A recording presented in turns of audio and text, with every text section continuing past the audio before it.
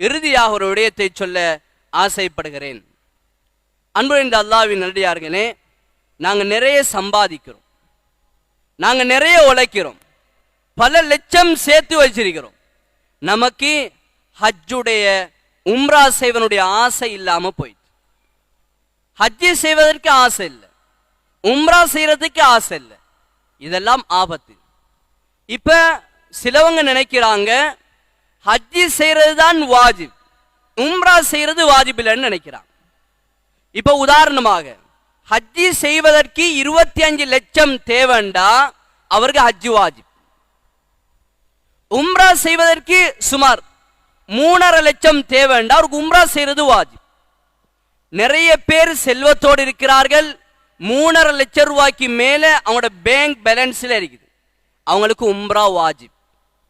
உம்ரா கட்டாயம், உம்ராவை கட்டாயம் செய்தே ஆக வேண்டும். ஆனால் உம்ராவுடைய கடமை கண்ணுக்கு விளங்குதில்லை. நாட்டில் ஒரு பைக் இறங்கினா வாங்கறதுக்கு முதலால், போன் ஒன்று வந்தா வாங்கறதுக்கு முதலால், எது உலகத்தில பெஸ்டாக புது புதுசா அறிமுகப்படுத்தப்படுதோ அதெல்லாம் வாங்கறதுக்கு தயார்.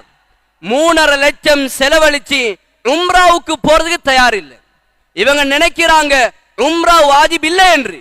மேலான அல்லாஹ்வின் நல்லடியார்களே, இமாம் ஷாஃபி ரஹிமஹுல்லாஹ்வுடைய மذஹப் படி உம்ரா செய்வதற்கு உரிய பண வசதி, உடல் வசதி இருந்தும் யார் செய்யவில்லையோ அவன் பெரும் பாவி. எனவே நாங்கள் செல்வம் படைத்தவர்களாக இருக்கிறோம். நம்முடைய வாகனத்தை பாருங்க, பல லட்சம். நம்முடைய கையில இருக்கிற போனை பாருங்க, பல லட்சம். உம்ரா செய்வதற்கு நாங்கள் வாஜிபுடையானவர்களாக இருக்கிறோம். உம்ரா செய்வது நமக்கு கடமை, இவைகளை மறந்திருக்கிறோம்.